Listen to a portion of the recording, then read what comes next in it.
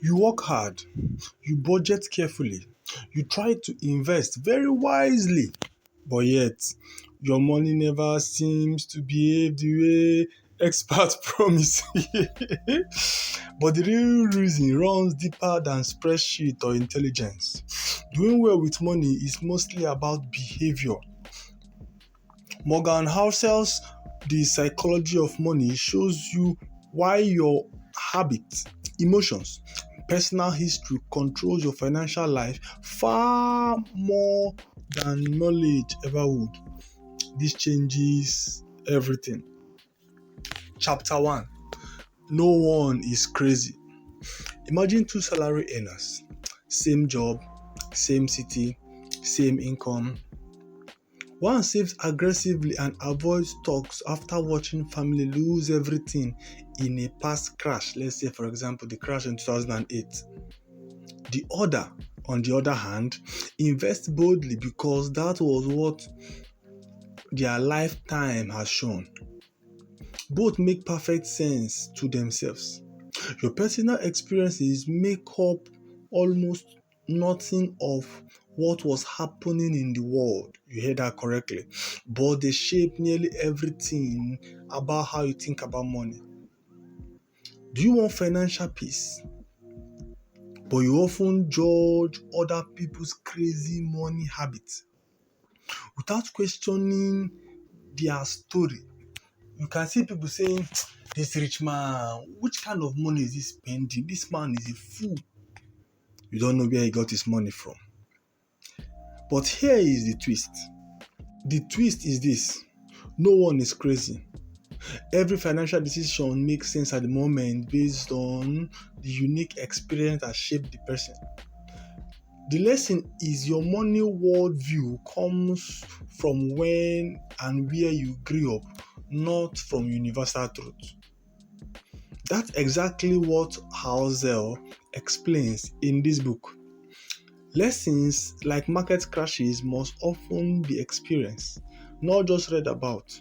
Some scars build the right humility. So, which part of your money story is quietly steering your decisions today? But that is where things get very, very interesting. If you're enjoying this video, like this video and tell us in the comment section your money history that is affecting your decision. Chapter 2. Luck and Risk. Picture a bright, hardworking person who pours everything into one big opportunity. It pays off massively. Everyone calls them, "You are a genius." Another equally talented person takes similar risk and loses everything. The real secret isn't what you think. Luck and risk are twins. Outcomes are guided by forces beyond pure effort.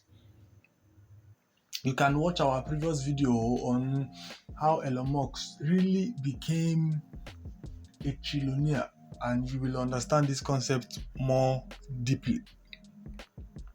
You want to experience and replicate other people's success, but you change the invisible winners and ignore the hidden roles that chance plays in their victories. Wait until you see how many failures hide in one big win. The twist is in investing a small number of extreme events. The tails drive most of the results. Most companies do average or poor, but the few monsters carry everything. Like the Fortune 500, like the top 5, Amazon, Google, Apple, Tesla, exactly. Some people look as if they have a golden touch. People like, of course, Elon Musk. Any company he puts his hand prosper.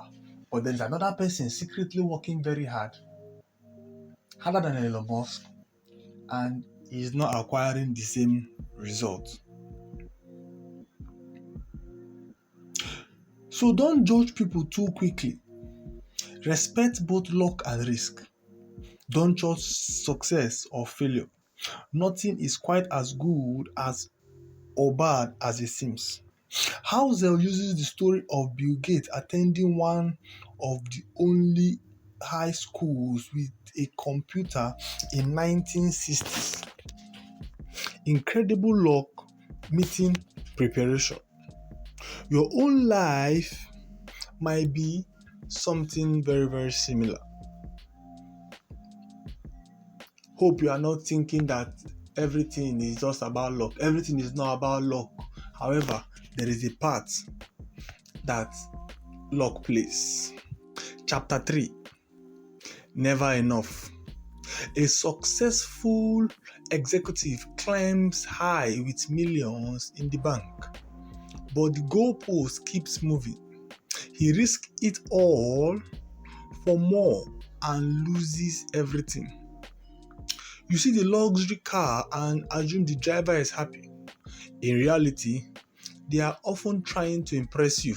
And of course, you are caught in the trap. You are impressed. You desire their status because you're impressed. You respect them because you're impressed. And you feel that they have enough because you're impressed. But greed and comparison never lets you stop. The twist is wealth is what you don't see. The money not spent. The calm life built and lived quietly. Happiness comes from the result minus expectations. There is no enough unless you desire that there is one. The highest form of wealth is control over your time. Morgan Housel shares stories like how even vast wealth feels insufficient when comparison rules. The man in the car paradox reveals we chase visible signs that rarely delivers the admiration we crave. So what could enough actually look like in your own daily money decisions? Please write it in the comment section. Now here is the counterintuitive twist that lies so much together.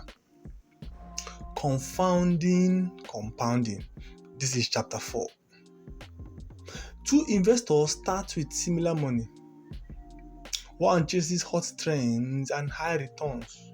The other starts early, saves consistently, and lets time work. Years later, the patient one is dramatically ahead. The real magic isn't the genius returns, it is the compounding over decades. People like Warren Buffett will give us a detailed lecture on this. Of course, he has been compounding for the last 50 something plus years, 58 or 59 years, and he has been a billionaire for a long time. Small consistent gains multiplied by the time create unbelievable results. Actually, they create astronomical results. Warren Buffett's edge isn't just skill. It was starting young and staying in the game long enough for the compounding to work its magic. Please repeat after me. Stay in the game long enough. Forex traders will understand it. Crypto traders will understand this. That if you just come and you want to make all the money now, you will soon be going back. You will soon be going back home from Wall Street. That's just by the way. You desire fast wealth, but impatience and the urge to swing for home runs get in the way. The lesson is time is the most powerful force in investing. Save without a specific goal for flexibility and margin of safety.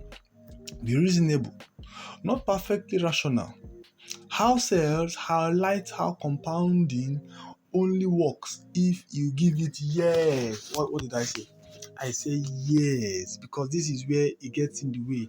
People think compounding is just in month after month. No, it's in years, according to this author. What small daily money habit could you use to protect your compounding that can work for you for years, over the next 10 years? Please write it in the comment section. I know this comment section will be very, very full. Number 5 and chapter 5. Getting wealth versus staying wealthy. Getting rich and staying rich are two different skills. You want the thrill of big wins, but the conflict is that optimism gets you in the game while fear and frugality keeps you in the game. The suspense builds as markets crash and opportunities tempt you to risk all to get the massive home run. What is the twist? Is that survival matters more than brilliance. Getting wealthy requires risk and optimism. Staying wealthy requires humility, fear, and room for error. No risk that can wipe out your entire net worth is worth taking. Housel show how the same trait that builds wealth can destroy it if you shift the goalpost. The lesson is worship room for error. Build a barbell of optimism on one side and a paranoia on the other. So how can you add margin of safety to the money decisions you make this month? Please write it in the comment section. This seems like my strongest point, getting wealthy versus staying wealthy. This particular one has happened to me. Money that came very fast. You traded, you bought stocks and it rose. Then you think that is how it will keep happening. Before you know, you take that same risk and you are crashing down. Chapter 6. Tales you win. Most success stories hide in countless failures. You chase the visible winners, but the real power is in the tales. A few extreme events drive almost the entire returns. Housel uses examples like Walt Disney and venture capital, where one or two massive hits outweighs everything else. The twist is you don't need to be right all the time. Yes, forex traders, you people know this, that you just need roughly 60% with a risk to reward of 1:2. Although that only works in the books. When you are trading your life money, so many things are involved. So the lesson is patience with distribution of outcome. Don't quit before the tails even appear. In your own part, are you positioned to capture a few big wins while staying in the game? Chapter 7. Freedom. Money buys freedom more than anything else. You dream of financial independence. The conflict is trading your time for more stuff instead of control. The twist is the highest dividend money pays is control over your time.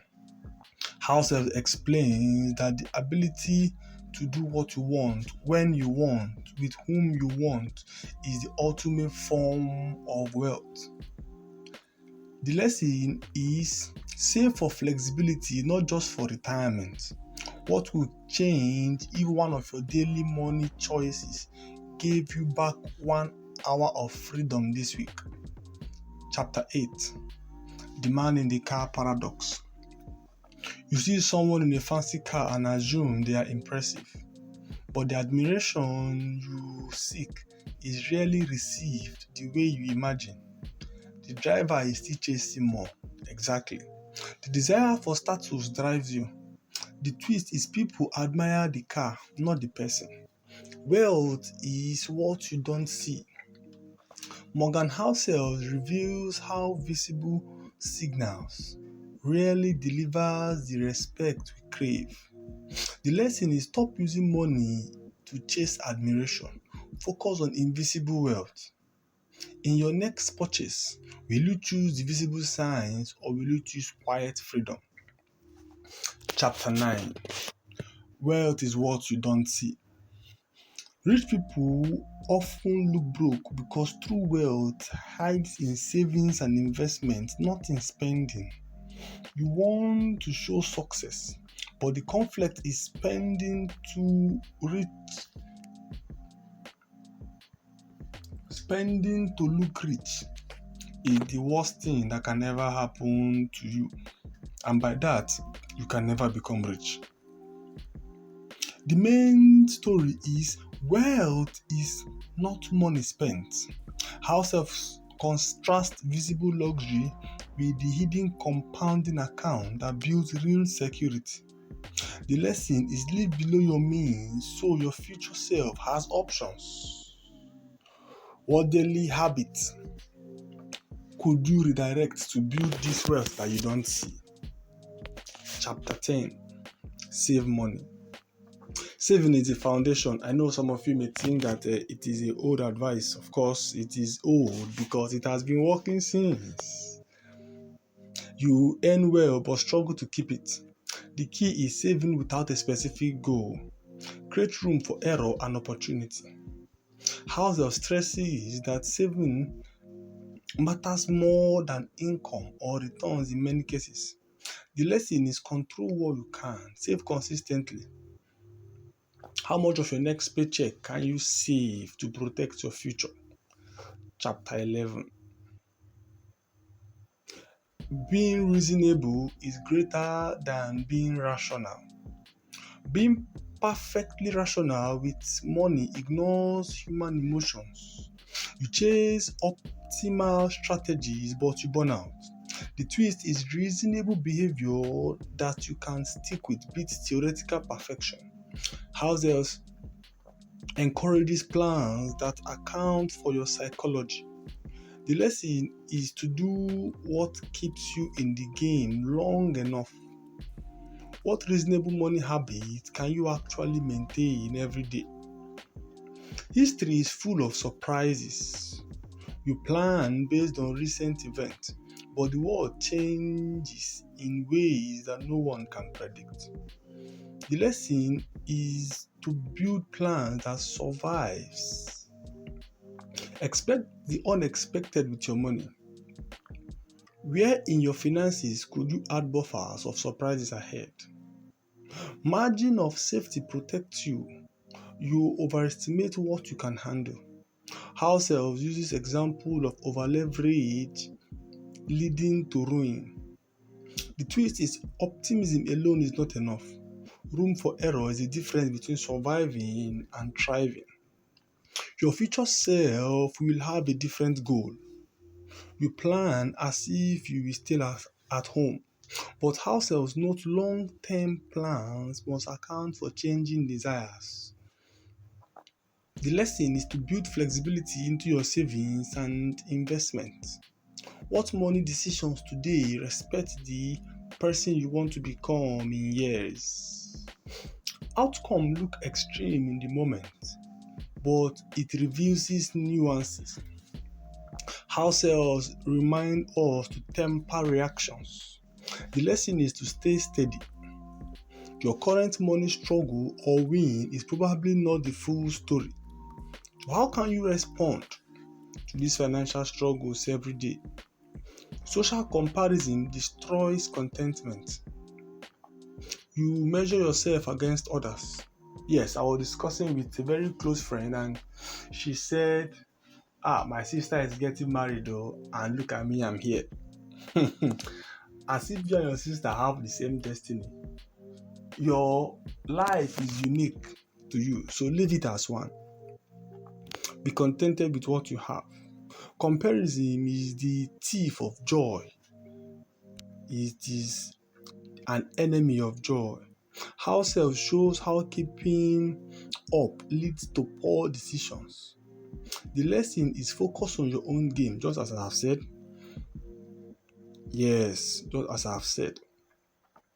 Pessimism sounds smart, but optimism builds the future. You lean towards negative news, but progress happens quietly. Hauser shares his own approach. Simple, consistent, and focused. Because you should focus on what you can control. The final lesson is in finding your own psychology of money that fits your life. Remember the everyday money struggle we started with? The reason runs deeper than knowledge. It's your habit, your story, your psychology. Start today with one quiet decision. Save a little, wait a little longer, protect your time. Let compounding do the heavy lifting. Which person are you becoming in your financial story? The one chasing the next high or building wealth that lasts? The choice is yours.